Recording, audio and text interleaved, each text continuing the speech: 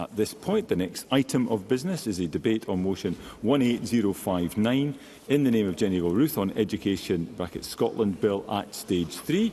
I'd invite members wishing to participate in the bill to press the request to speak buttons as soon as possible. I would make an appeal to members leaving the chamber to do so quickly, but almost more importantly quietly, and I call on the Cabinet Secretary to speak to and move the motion. Up to 7 minutes. Cabinet Secretary. Thank you, Presiding Officer, for the opportunity to address the Chamber this evening on the Education Scotland Bill, following our lengthy and detailed session yesterday and today. Before I turn to the content of the bill itself, I want to thank members for the constructive way in which they have engaged with me as we have sought to improve the bill. Now, that includes around 16 hours of detailed and thoughtful deliberation on amendments with the Education and Skills Committee at Stage 2, the many discussions I have held with members ahead of Stage 3, and the open dialogue I've had with members as we have sought to find common ground. Members will have been clear in their desire for change and the need to rebuild confidence and trust in our public bodies, and this has been a key theme of the amendments as we have discussed today and yesterday. I'd also like to thank the wide range of stakeholders from across our education system who have engaged with the committee and with myself throughout the bill process. They have been instrumental in informing our deliberations. Given that this bill provides the scaffolding which supports the wider range of education reforms, it has been vitally important to get its provisions right, and I think we have arrived at that point today. Through the creation of a new qualifications body and an independent inspectorate, the bill enables a more responsive, trusted and effective national education infrastructure. I will do. Stephen Kerr. I agree with the Cabinet Secretary that the bill creates an independent Chief Inspector of Education. But how would she describe the change from the SQA to Qualifications Scotland? In truth, isn't it the case that the only thing that's really changing is the name? Cabinet Secretary. I do not accept that critique from Mr Kerr. Indeed, we have spent 2 days of parliamentary time debating lengthy amendments in relation to changing the type of organisation that we want to see. And one of the points that Mr Kerr quite rightly made at Stage 2 and also in Stage 3 via amendments was the point around about cultural change. So that has to happen as a result of the legislation. And many of the amendments, including some that Mr Kerr himself worked on, will help, I believe, to fundamentally create a new and a different type of organisation which works with the teaching profession differently. Yes, I will do. Presiding Officer, do I have time in hand? There's not really any time in hand, Cabinet I'll give Secretary. way to Ms Duncan-Glancy. Duncan Glancy. I thank the Cabinet Secretary for giving way, but will the Cabinet Secretary admit, though, that it is an organisation with the same functions as the SQA and now the same leadership as the SQA? Cabinet Secretary. I have to say I don't accept the final point in relation to leadership. Of course, there will be a new Chief Executive appointed and we had a new Chair appointed in late 2023. But I want to come on to talking about, in general terms, the refocusing of Education Scotland, which also has to play a role in that regard. And I know Ms Duncan-Glancy was interested in this in relation to her amendments around Curriculum Scotland, of which I was sympathetic. And that is why, of course, the Government's GIQ, which published on Monday, set out some of the real focus in relation to the next steps on the qualifications journey and the refocused GIQ, particularly in relation to Education Scotland that I published in June of last year, set out a refocused purpose for that organisation too. We also have, of course, the creation of the Centre for Teaching Excellence at Glasgow University. That totality of our structural reforms, though, gives a revised and a refreshed system that supports continuous improvement and helps to meet learners' needs. And while the bill is quite rightly focused on reforming public bodies, we cannot lose sight of who those bodies serve. It is the children and young people with whom the future success and prosperity of this country rests. And it is with the teachers working in our schools every day to provide excellent learning experiences. Scotland's teachers are fundamental to reform. Only with their support will we be able to effect that broader change to improve our curriculum, to improve our qualifications and to raise teaching standards. And ultimately, though, through this bill and through the changes to culture that I mentioned in response to Mr Kerr, we can create a system where our public bodies collaborate with each other, with children and young people, with their parents and carers and with their teachers to drive that improvement. That is why the bill provides a range of different voices to be heard on the Board of Qualifications Scotland, including, as a result of Mr Greer and Ms Duncan-Glancy's amendments, enhanced provisions to ensure the perspectives of young people, teachers and business have suitable representation in board discussions. It's why the bill now sets out a list of groups that must be invited to participate in the production of the Learner Charter and the Teacher and Practitioner Charter, providing greater transparency and accountability and the opportunity for greater involvement in discussions and in decisions that affect and impact on education. It's why, thanks to Mr Kerr's amendment, the legislation provides a cast-iron guarantee that the Chief Inspector will have suitable teaching and educational leadership experience. And it's also why, through amendments from Mr Greer and contributions from Mr Briggs, greater reassurance is provided in the bill that membership of the Chief Inspector's Advisory Council will be representative of the needs of those receiving education. It's fair to say that the committee and I have probably spent more time considering and debating the location and scope of the accreditation function than on any other matter. And I want to put on record my thanks to all of those staff in the SQA who, as a result of our deliberations, have had to contend with a significant degree of uncertainty and anxiety over a period of time. Now, members put forward a range of different options at stage 2 that would have removed the accreditation function from the qualifications body. However, none of the alternatives provided a compelling case for change. And as such, I believe that the compromise position that we have managed to reach through the amendments lodged by Mr Rennie and by Mr Greer is a significant step forward. We will now have that statutory review of the accreditation function. Yes, I will do. Pam Duncan-Clancy. I thank the Cabinet Secretary for taking that intervention, and she spoke of the accreditation staff in the SQA.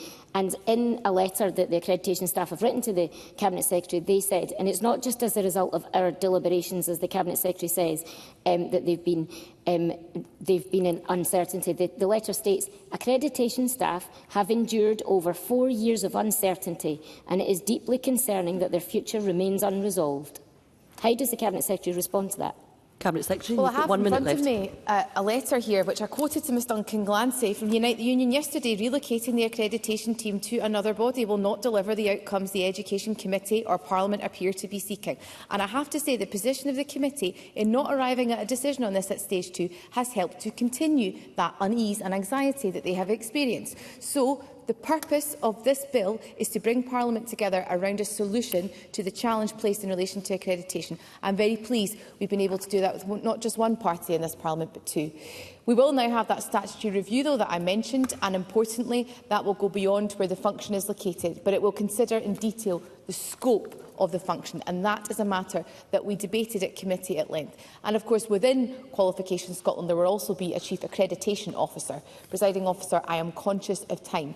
First and foremost, we need to pass this legislation to fully realise our shared goal to improve our education system and, as a result, improve outcomes for our children and young people. I urge members to support the Education Scotland Bill to make this a reality, and I move the motion in my name. Thank you. Thank you, Cabinet Secretary.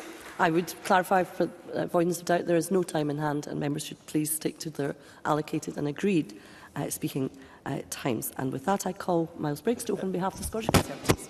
Thank you, Deputy Presiding Officer. And can I start by thanking the Parliament's legislation team and also the wider parliamentary staff following these late sittings, as well as government officials and colleagues across the Chamber for the constructive engagement which we have had on many elements of this bill.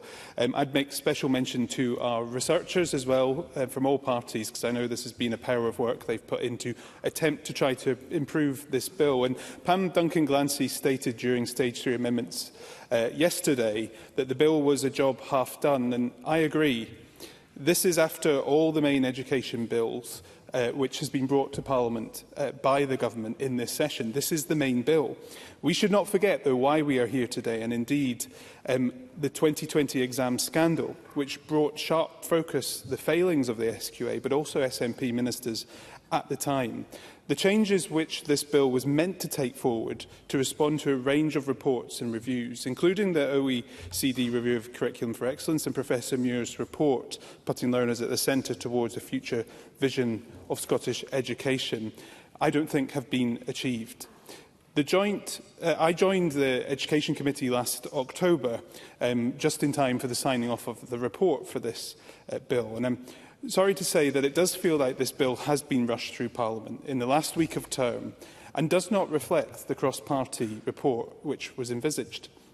As my friend and colleague Liz Smith has stated, this bill is indeed now the 6th attempt of this SNP government to reform education. in Scotland. And it's clear SNP ministers' policies and half-baked reforms are not delivering for our young people.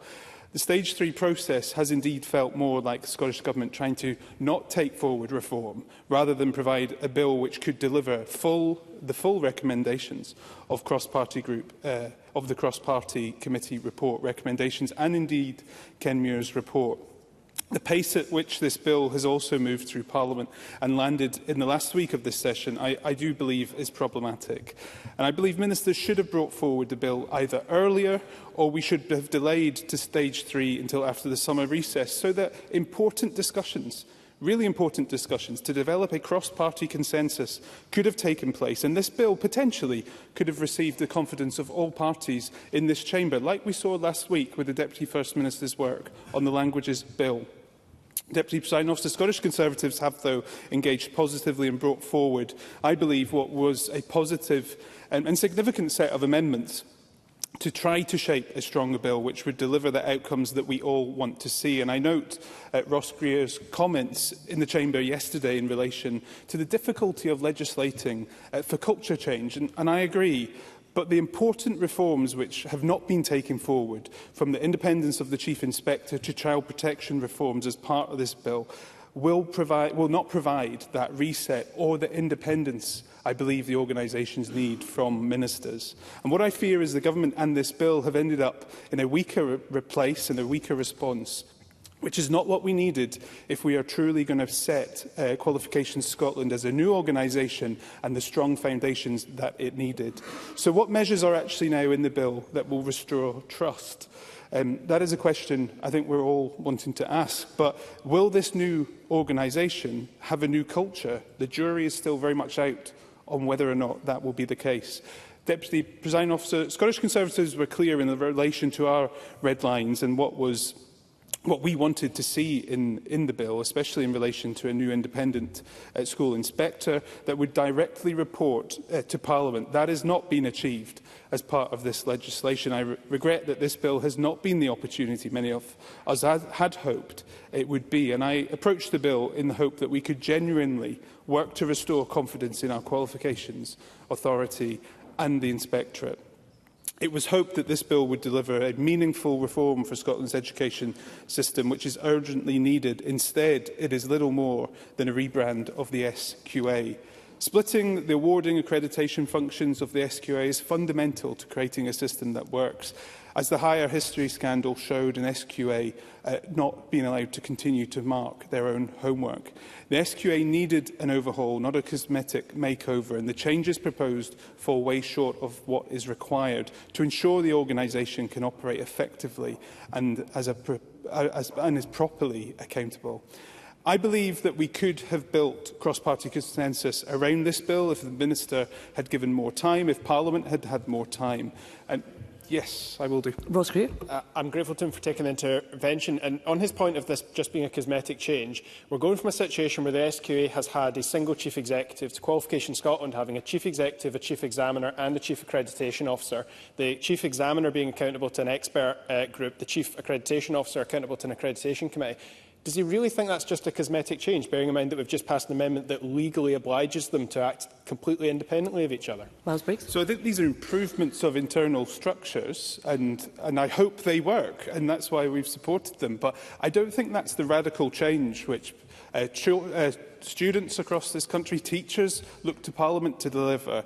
And I think I've been disappointed by the fact that Parliament hasn't been bolder and the Government have actually been complacent in what they have also worked with parties on. This bill at Stage 3, as I have said, is not the education bill that it should be, and therefore we will not be supporting it at decision time. Thank you. Thank you, Mr Briggs. Caught in the hop there. I now call on Pam Duncan-Glancy to open on behalf of Scottish Labour. Up to 5 minutes, please. Thank you, Presiding Officer. Scotland's young people are our greatest asset, and it is incumbent on all of us to legislate to ensure the education system delivers the greatest opportunities for each and every one of them. Countless reviews, academics, experts, teachers, pupils and parents have been crying out for reform of the system to do that. Not least because in 2020, the then Cabinet Secretary for Education, John Swinney, oversaw the SQA's downgrading of the poorest students. This Act has been pivotal in aligning the entire sector and country on the need for education reform. But on a key aspect of that reform, to abolish the SQA, rather than vote for reform, this Parliament is asked today to vote for a review. A credible qualification system cannot be run by a body that sets the exams and accredits and regulates itself. That is a fundamental conflict of interest, and yet the conflict of interest remains at the heart of the bill. Scottish Labour offered solutions. We proposed separating accreditation from delivery so that the body that awards qualifications isn't the same one that judges its own standards. We offered 3 routes: a single curriculum and regulation body, an independent chief regulator answerable to Parliament, or a stripped-back inspectorate model free of conflict. All were rejected. And for the fullness of consideration, I'll take intervention. So I'm listening to Ms Duncan Glancy, and of course I have read much of the position in the Labour press release, but the Labour Party accepted 40 government handouts. It does seem to me rather incoherent that on the one hand Ms Duncan Glancy was happy to work with government on those amendments, and on the other hand the Labour Party are positioning themselves against the bill today, which I also want to put on the record is going to abolish the SQA. Are the Labour Party now in favour of maintaining the SQA? Pam Duncan-Glancy. So, first of all, the bill will not abolish the SQA, which is exactly why we're not voting for it today. And secondly, the reason that we worked with the government, to try and improve the bill is because we know that if this bill goes through, it has a massive impact on children and young people in Scotland. It is our job as parliamentarians and legislators to scrutinise the government's legislation, and if they don't like the fact that we try and get amendments to it and perhaps win them sometimes, then I'm afraid that's just how Parliament works. We did our best to make this bill a bill that could be supported. We can't support a bill that does not abolish the SQA. And on all of the options that we gave the government today, the government rejected them to do that. And just for the fullness of Parliament, for the fullness of consideration, there's much more from the letter that the Cabinet Secretary quoted from that I think Parliament should hear. So, as well as saying that accreditation staff have endured over 4 years of uncertainty, 4 years, so not just the immediate scrutiny of this bill, 4 years, it also says in the letter that, as detailed, and I quote, "As detailed in our evidence submitted at stage 1, our members' preference would have been to have had an independent regulatory and accreditation body." They go on to say that given that optimal position of the regulator has been removed from consideration, our members believe that further independence has to now be achieved with minimal disruption. The government's dither and delay has ground down staff and let pupils down. Instead of abolishing the SQA today, the bill allows the current leadership to transfer wholesale and says that to properly separate key functions from the qualifications body, Scotland's young people are told, not yet. We were told this legislation would rebuild confidence in education, but confidence, presiding officer, comes from credibility, and that comes from clarity, independent scrutiny and transparency. That's what all of the reviews suggested, that's what Professor Muir recommended, that's what EIS and others have told MSPs, and that is what witnesses told the Education Committee. And that also, incidentally, is what the Cabinet Secretary committed to at stage 2, that she'd deliver and hasn't. And yet, after months of scrutiny, all we've got is a review. We needed a qualification system fit for the future, one that respects the efforts of learners, supports the judgment of teachers and earns the trust of employers and universities. We needed a curriculum that's broad and inclusive. We need an inspectorate that can challenge where necessary but also celebrate excellence. And I have to say on that, I'm pleased that the government have delivered on the independence of the inspectorate.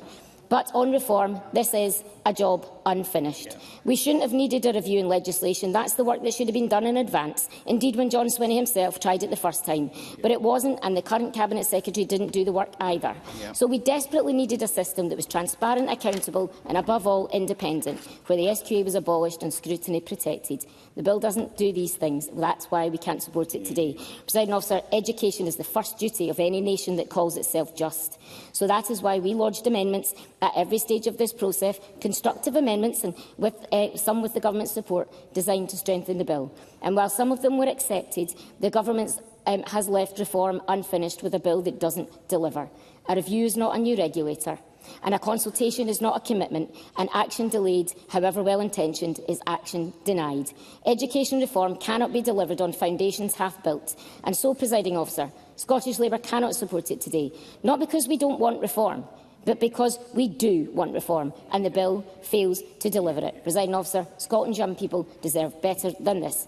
Thank you, Presiding Officer. Thank you, Ms Duncan Clancy. I now call on Ross Greer to open on behalf of the Scottish Greens. Up to 4 minutes, please. Thank you, Presiding Officer.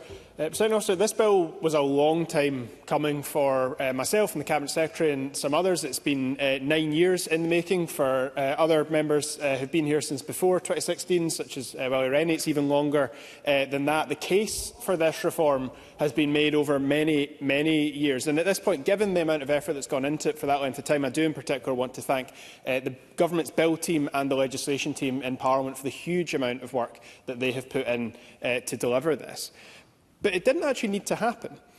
There was nothing stopping the SQA from performing better. There was nothing in the legislation that underpinned the SQA stopping them from doing a better job than they actually did. The issue is that they simply didn't, and it has required legislative change to compel that in a dramatic manner. Indeed, towards the start of the last session of Parliament, I think 2017, the Education Committee that the Cabinet Secretary and I were members of published a report proposing significant internal change to the SQA, primarily cultural change, and they missed that opportunity. They had the opportunity to change and they didn't take it. In 2020, with the scandal of the alternative certification model, young people being graded based on their postcode rather than their abilities, we saw no apology from the leadership of the SQA. The government apologised. The leadership of the SQA never did. They were more focused on a credible national data set than on meeting the needs and delivering what each individual young person and learner actually deserved. I think in a lot of ways it was actually worse for teachers. The SQA's approach to teachers over years and indeed decades has verged on and in some cases surpassed the definition of hostility. But I should emphasise that what I'm talking about here is the senior management team at the SQA, not the whole organisation. There's about 1,000 staff at the SQA, 1,000 brilliant, talented, dedicated individuals, and they will make Qualification Scotland a success. This bill, significantly amended through the process, creates an organisation where staff will have to work with teachers, students and others. They will have to consult extensively before making key decisions, something the SQA not only didn't do, but often refused to do. They will have to co-design the charter, set out the principles that underpin their work, the Learners' Charter and the Teacher and Practitioner Charter. The two committees who will lead on that work will be made up entirely of learners and teachers and practitioners, and they will link directly to the board of the organisation, a link that is currently missing between the learner panels that the SQA has convened or that they have outsourced and the board of the current organisation. This is a point of learning from, for example, the NQ, the National Qualifications Group, that was set up during the pandemic, where young people were included, but in an entirely tokenistic and disempowering way. The Chief Examiner, who we've just agreed to create the role for, must be an educator. Again, something that has been missing from the system. Too often key decisions have been made by those who frankly did not understand the impact that they would have in the classroom. The board will include experts who have that direct experience, at least 5 teachers and lecturers, not as we saw for about the last 5 years, a single teacher, a single head teacher, and up to 1.3 management consultants compared to just 1 teacher. There will be someone on the board speaking for staff. There will be a duty to try and recruit young people to that board. And we are setting very high expectations of them. At this point, I would like to put on record my thanks to Shirley Roger, who I think has already begun the transformation of the organisation as the SQA as it currently stands, but leading into the creation of Qualification Scotland. As Miles Briggs said a moment ago, we're trying to legislate for change in culture here. That's exceptionally difficult. But with the leadership of Shirley Roger, the culture at the top of the SQA is already changing. It is preparing for the expectations that we have set out for Qualification Scotland, and I certainly welcome that. Presiding Officer, this is a huge opportunity for us to move forward with an organisation that's driven by the voices of teachers and students in particular, and the Scottish Greens will be proud to support this bill today. Thank you, Mr Greer. And I now call on Willie Rennie to open on behalf of the Scottish Liberal Democrats. Up to 4 minutes, please. I was reading a speech earlier on from Tavish Scott from 2017, where he made a very passionate case. But the passionate case primarily was about the inspectorate. It wasn't about the SQA. The SQA issue came at a much later stage during the pandemic with the scandal of the examination and the results. The excitement and the passion at that point was generated because there was a frustration almost from the point that the inspectorate under the new Education Scotland was created. there was a feeling that marking your own homework was not something that any public body should be doing. And that's why there was a real cry at that point. And later on, the Parliament, in fact, agreed that it should be separated by a majority vote. And it took years for the government to actually implement this, and that's the final conclusion of that point today. And those staff have been waiting all of that time in limbo. And the biggest criticism for me since then has actually been that the Inspectorate missed the big issue in Scottish education, which was the decline in international performance of our education system. Once one of the best, then it slipped down the rankings. And the Inspectorate missed that completely. That's why, in its sense, we need to have a much strengthened Inspectorate that carries heft in the Scottish education system, that can challenge without being intimidated by any part of the public sector. And I'm afraid that has not been the case. Likewise with Education Scotland, actually, which has now been split from the Inspectorate, they need to be given greater support, because we need them to be strong and challenge public authorities and schools. They need to appoint senior people, which we currently do not have. That needs to change, and it needs to change quickly. And then finally, SQA. Obviously, the alternative certification model during the pandemic was what stimulated the desire, after many years of trying to get the body to change, the desire to abolish it. And if we're frank, we're open, it has changed. I mean, we can already see it from Shirley Rogers in terms of the culture. She's making quite a dramatic impact already on the body. But we've got a plethora of committees and engagements and learners' panels and advisory groups to make sure that the voice of young people, of parents, of teachers, across the education system is built into the SQA. We've got the charters that make sure that we get the culture right. And we have this important review on accreditation, because one of the criticisms that staff have levied at the Education Committee, and in fact the government too, is that we agree form before we agree the function. And that's why the review is the right thing to do, to decide what we're going to do with quality assurance, what we're going to do with accreditation and its scope. And then, only then, do we decide where to put it. And I'm afraid the alternative amendments through the Stage 3 and Stage 2 were actually trying to discuss the form before the function. We need to get it right this time and do it in a professional fashion to make sure it's right. And then the final point is on safeguarding and child protection. And I'm pleased that the Cabinet Secretary has laid out a process for making sure that the concerns that have been expressed by the GTCS and others about the supervision, the oversight of the system, not individual inspections, but the oversight of the system in terms of those two aspects, are properly considered. This is a good step in the right direction. Now we need to let these bodies get on and develop a strong place in Scottish education so we can start to make improvements in our performance. Thank you, Mr Rennie. We will now move to the open debate. Backbench speeches of up to 4 minutes. I call Jackie Dunbar to be followed by Davy Russell. Ms Dunbar. Thank you, Presiding Officer, and I am pleased to stand tonight and speak in favour of the Education Bill. As Deputy Convener of the Education, Children and Young People Committee, I will start off, as others have already done, by thanking everyone who has contributed to this bill and helped to shape it as it makes its way through our Parliament. After months of scrutiny by the committee, I am looking forward to making the last few changes to the bill with a number of the amendments that were in front of us today.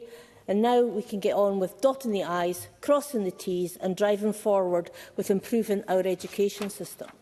Can I just say that while we are looking to improve it, we should not forget that our starting point is that we already have a great education system in Scotland.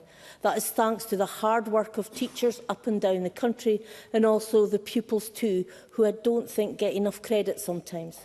But I did say great, not perfect, because there is always room for improvement. Some of that improvement will be directly achieved by this bill, and some of the improvement will be enabled by it. The most talked about change that the bill will deliver is the Scottish Qualifications Authority. The SQA will be replaced with a new national qualifications body for Scotland, aptly called Qualifications Scotland. Our committee heard a great deal about how the SQA could improve.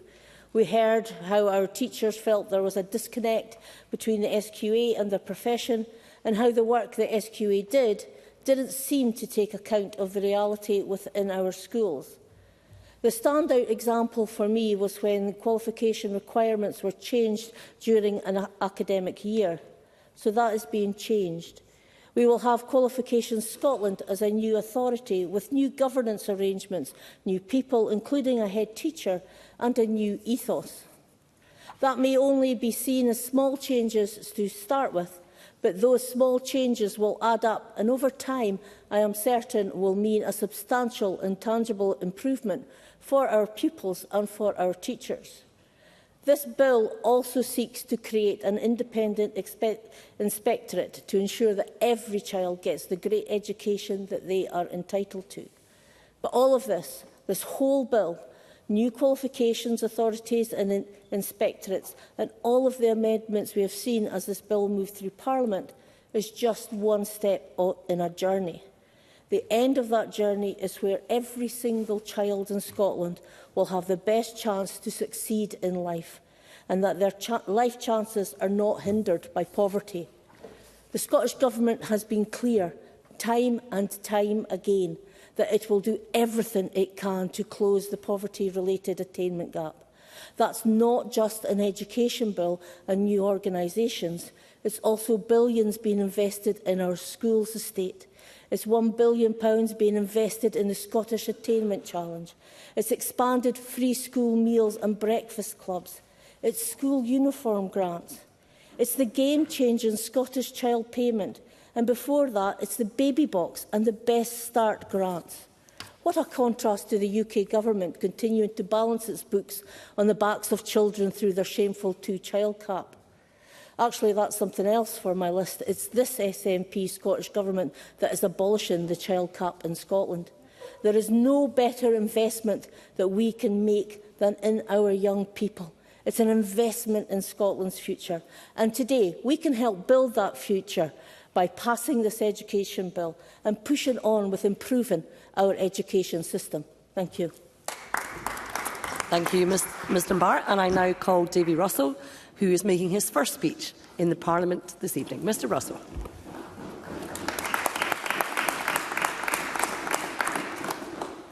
Thank you, Presiding Officer, for giving me the opportunity to make my first speech. Being elected as a member of the Scottish Parliament for Hamilton, Larkhall and Stonehouse is one of my biggest honours through my life. I want to start my speech by paying tribute to my predecessor, Christina McKelvey. While chapping the doors during the campaign, I spoke to many people across our community, and as you would expect, there were plenty of different views on the various political parties and the characters within them. But regardless of where I went or who I was speaking to, I heard genuine warmth and affection for Christina. She was a passionate MSP and a friend to many across this chamber. She served my community with distinction and will always be fondly remembered.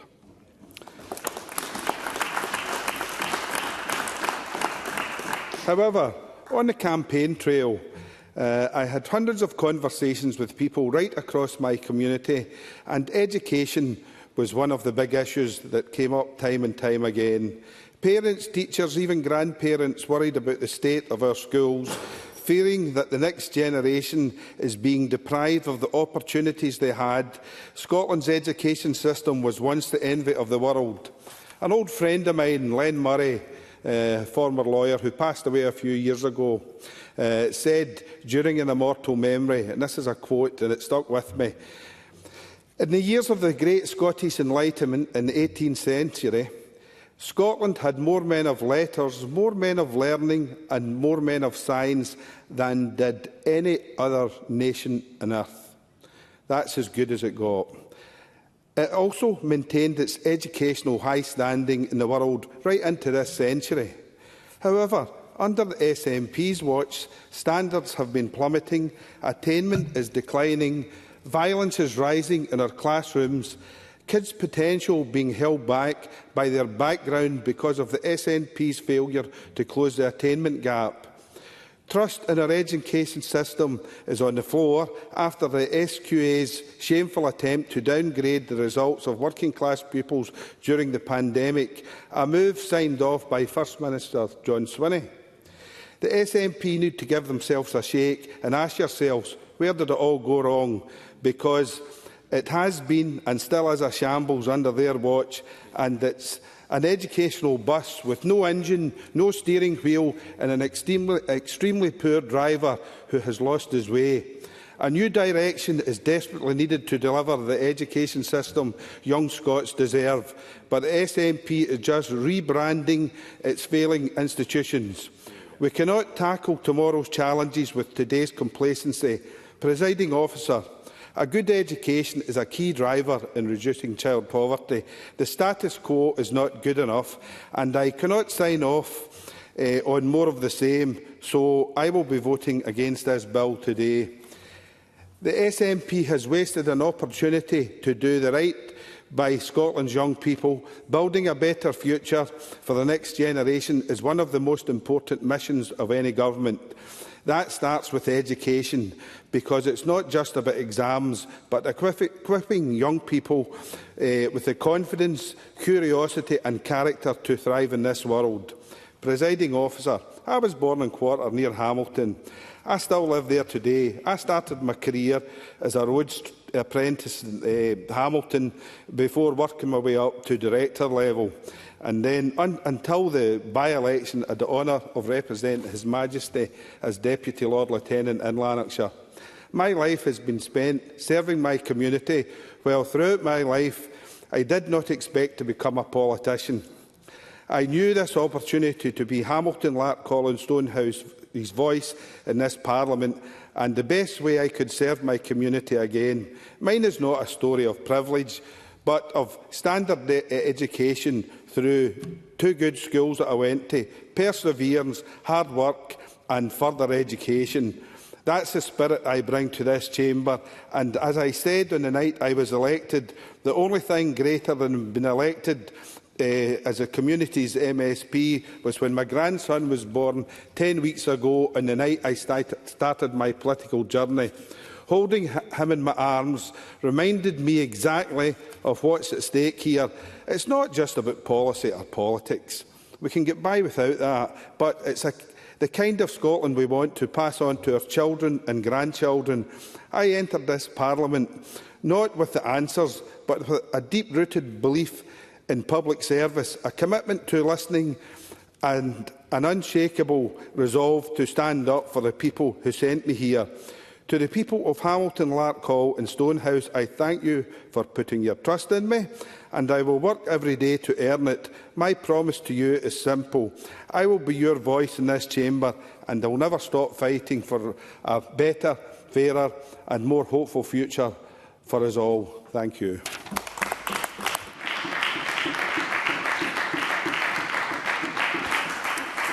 Thank you, Mr Russell.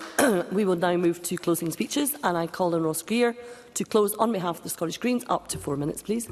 Thank you, Presiding Officer, and can I congratulate David Russell on making his first speech in this chamber. Certainly, to me, 9 years in, the novelty and the privilege of it hasn't worn off yet.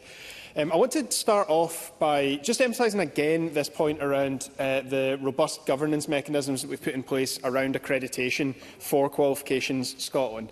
Where the SQA has until very recently had just a Chief Executive, we will now, under Qualifications Scotland, at all times have a Chief Executive, a Chief Examiner and a Chief Accreditation Officer.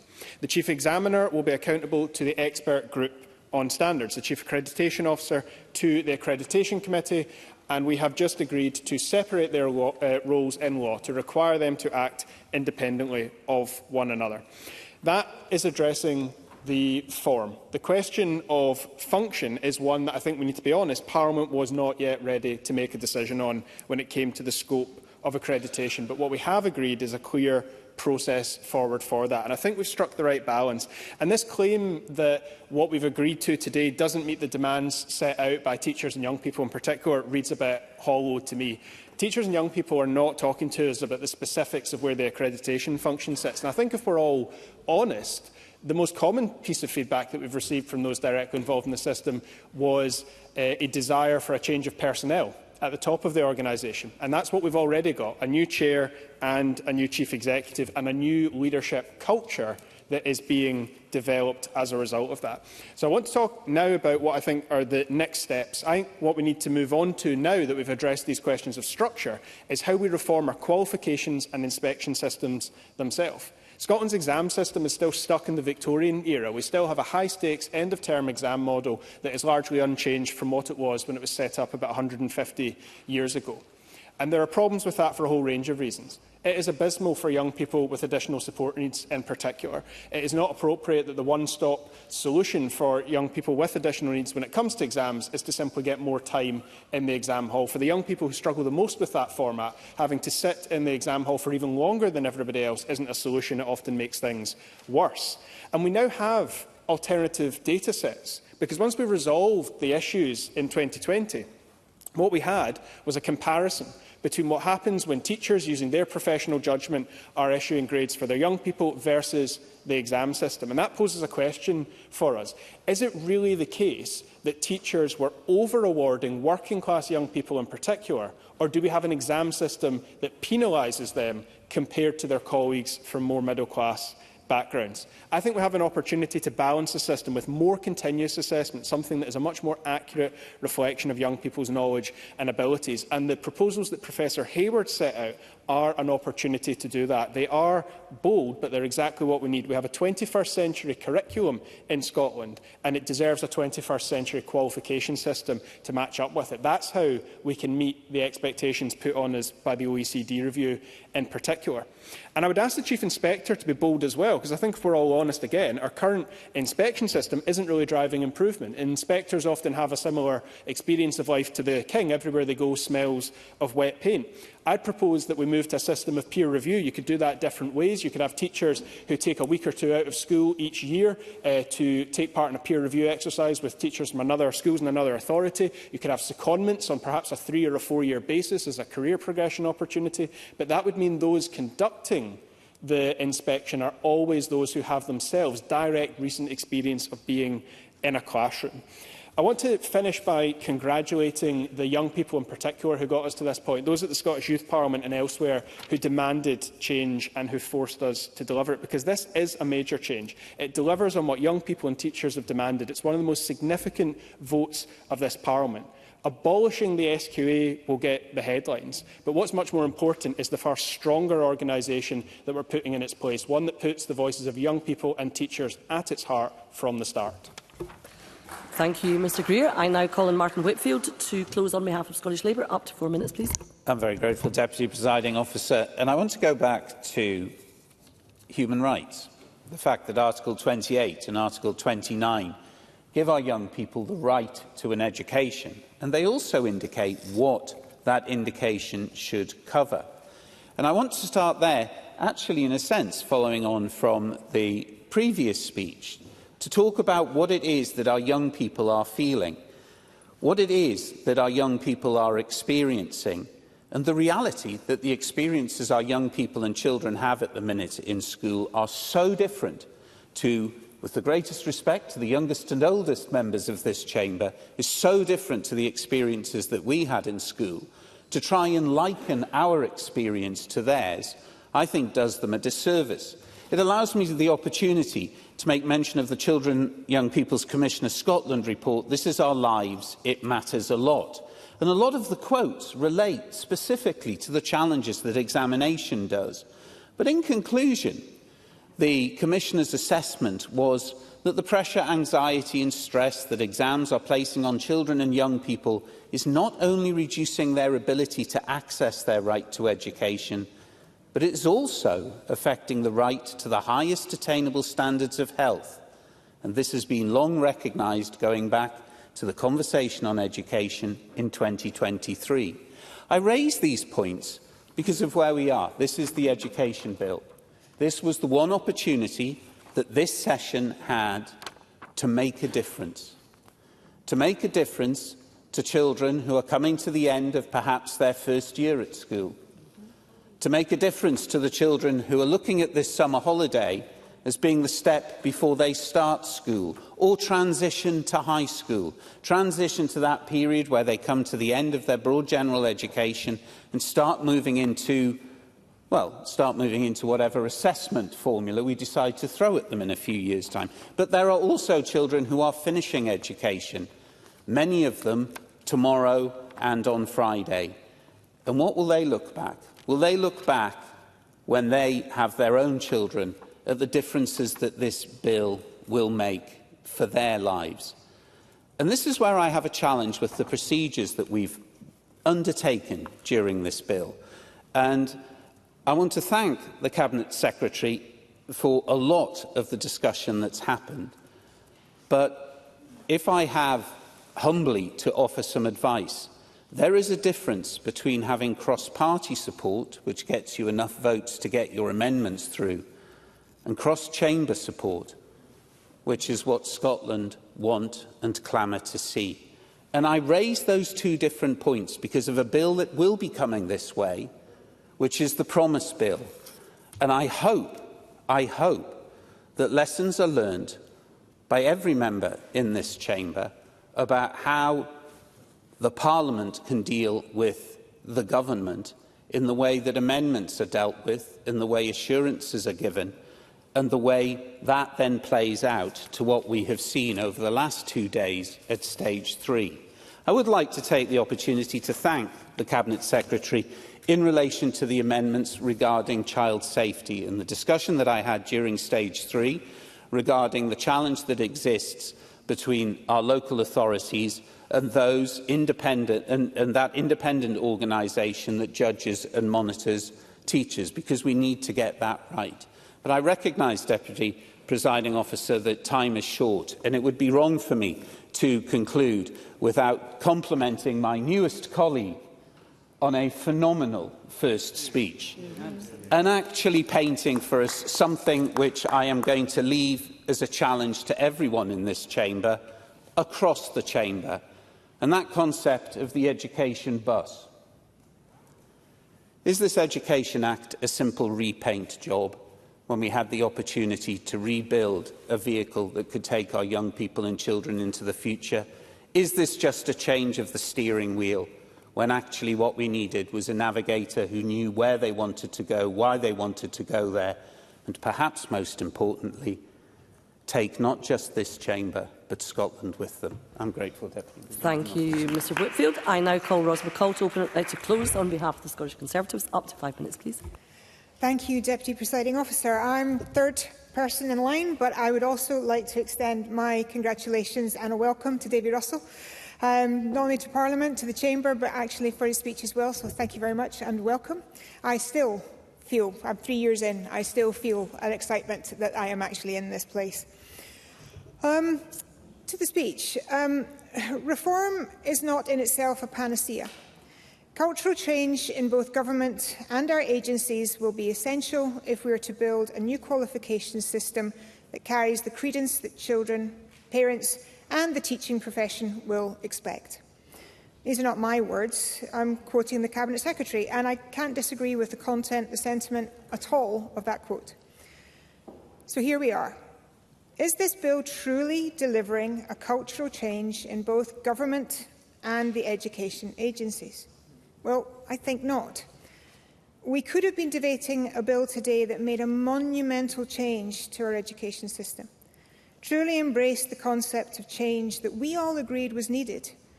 Yet so much promise has unfortunately been watered down, and in my opinion, it is little more than a rebrand of an already failing SQA. In 2022, Professor Muir's report recommended separating the SQA's accreditation and regulation functions from its role in an awarding body. The report recommended that accreditation be transferred to a new national education agency, which should also take on the responsibility for the curriculum and the professional support roles that are currently held by Education Scotland. And it was highlighted earlier as an intervention to my colleague Miles Briggs that actually in his response I think I totally agree with, because it is actually an internal restructure that what we're looking at. We were looking for radical cultural change. That's what we wanted to see from this bill, but instead the functions have not been separated in that way. Splitting the awarding and accreditation functions of the SQA is fundamental to creating a system that will work. And as the Higher History scandal shows, the SQA should not be marking its own homework. The truth is, the SQA should be having a complete overhaul, not a cosmetic makeover and a name change. The changes proposed fall far short of what was needed to ensure the organisation operates effectively and is properly accountable. And at every stage of this process, amendments were submitted to the bill to try to ensure that it wasn't only reforming that was being offered, it was more than that. And at both stages 2 and 3, Conservative members tried to amend the bill so that that cultural change that the Cabinet Secretary admitted was essential actually came to pass. It's therefore extremely disappointing that not only was the opportunity not taken to enhance the bill and ultimately enhance the education offering that we have within Scotland, but I was incredibly disappointed that some of the amendments and the contributions, especially yesterday.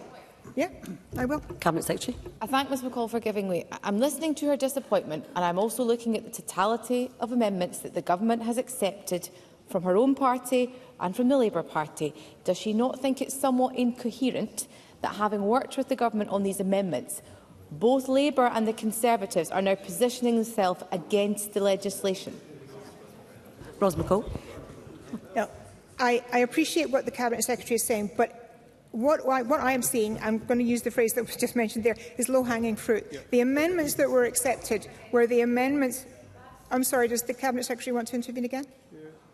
No, thank you very much. But the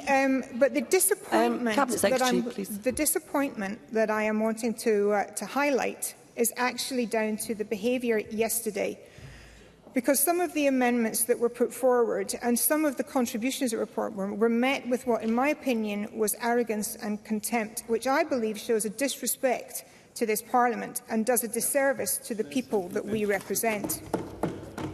Presiding Officer, we may have different opinions, but every one of our contributions is equally valuable. It is our job to be a voice for the people we represent. And as much as the majority within this play may disagree with the substantive points made in debates, it does not diminish the substantive points themselves or the need for them to be said. I would say it is our moral duty to fully push the debate, and if members within this chamber think that opposition voices should be silenced, curtailed or belittled, then they push this institution towards dictatorship and away from democracy. So in conclusion, as already mentioned, the Scottish Conservatives will not be supporting what I believe is a half-hearted attempt to reform that this bill represents. Like so many bills brought forward by this SNP government, we are debating a bill that is an acceptable move in the right direction, rather than making the necessary legislative changes to make tangible moves to improve the outcomes for the people of Scotland. That's not what this Parliament was set up to do. The public won't thank us for it. They deserve better. Thank you. Thank you, Ms McCall. I now call on Cabinet Secretary Jenny Gilruth to close on behalf of the Scottish Government. Up to 6 minutes, please. Presiding Officer, I want to start by paying tribute to Scotland's young people, her teachers, parents and carers. This bill is for you. That's why we are legislating tonight. And Jackie Dunbar, quite rightly, spoke to the strengths in Scotland's education system. She said we already have a great education system in Scotland. It's not perfect, I accept that, but we have a strong education system in Scotland. And I want to put on record my tribute to those who work in our schools every single day to deliver that education to our young people. Now, I once again want to thank all members for their contributions to this debate. I'm also very grateful for what has been, in the main, a constructive approach from all opposition parties, with members having engaged with my office and with officials over recent months. I think we've seen a slight deterioration in the last 24 hours. Happy to do so. Miles Briggs. Would she acknowledge, and I have spoken to all opposition parties, that this bill has been rushed the fact we have had to sit in the evening, 2 evenings in a row, to rush this before recess. And in hindsight, does she not think it would have been better to delay this till after recess? And maybe she would have then attracted cross-party support for this major reform she's putting forward, which clearly not every party is willing to support this evening. Cabinet Secretary. So I thank Mr Briggs for his intervention. I have to say there's an incoherence here, because on the one hand I was being told I wasn't going fast enough on education reform. I was criticised by the Conservatives and by the Labour Party for delaying reform, which I did delay by a year, and I'll come on to discuss that, Presiding Officer, for good reason. So the opposition can't have it both ways. There has been extensive engagement. I'd like to make some progress, Ms Duncan Glancy. But our qualification system, Presiding Officer, is why we are here today, and getting the reform of our national qualifications body right matters. Ross Greer was quite right to remind the Chamber of the recommendations from the previous Parliament's Education Committee, of which he and I were both a member, and perhaps had the SQA listened to those recommendations from that very report at that time, we might not be here today. Mr Rennie, similarly, was quite right to talk about Tavish Scott's impassioned interest in separating out the inspectorate function from Education Scotland. He was consistent in that argument. I'm sure he will be pleased if and when the bill passes this evening.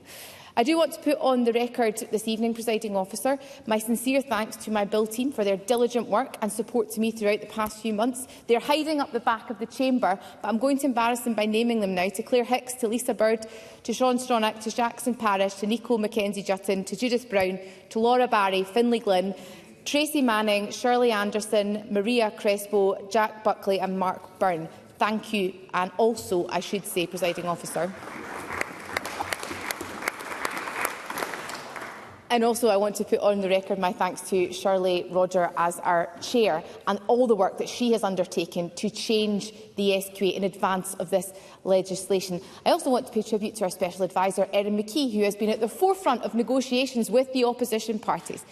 Presiding Officer, when I was first appointed as Education Secretary back in March 2023, I was told of the radical appetite for reform, the need to work differently, get it done tomorrow. With cautious trepidation, I returned to the Royal High School 5 miles from where we are today, and I met with my former colleagues. And in the staff room I once knew well, I sat and I listened to our teachers. It was apparent then that there existed a disconnect between some of the loudest voices advancing the case for radical reform set against those at the chalk face calling for pragmatism, asking for patience. Those discussions were pivotal in my decision to delay the introduction of the bill by a year to ensure we really engaged with the needs of Scotland's teachers. Building in that time to listen has changed the way the new qualifications body will work, with the creation of the schools unit already underway, led by former head teacher Sarah Brown. It has also changed the way in which curriculum reform is being delivered, with classroom teachers leading the national reforms across every curriculum area. Now, in my opening remarks, I mentioned several important amendments that I worked on with opposition members, but I also want to highlight the contribution Liz Smith made in ensuring that the Chief Inspector recognises the important role that outdoor education plays within our system. The bill, Presiding Officer, focuses on our public bodies. It doesn't change how our schools are run, and nor does it change how education is delivered. But it does improve the support that our public bodies can give to our teachers, directly involving them in decision-making, for example, ensuring young people's voices are at the heart of the organisation, giving independence to the Chief Inspector to provide challenge and support. Presiding Officer, the Education Scotland Bill provides Scottish education with an enormous opportunity. MSPs tonight can vote to abolish the Scottish Qualifications Authority. They can vote to establish the new Qualifications Scotland, an organisation designed with teachers, parents, carers and young people at its heart. They can vote for legislation to drive the reform which is needed in Scotland's schools. I hope all parties take the opportunity to do so, and I commend the Education Scotland Bill to Parliament. Thank you, Cabinet Secretary. That concludes the debate on Education Scotland Bill at stage 3, and it is now time to move on to the next item of business.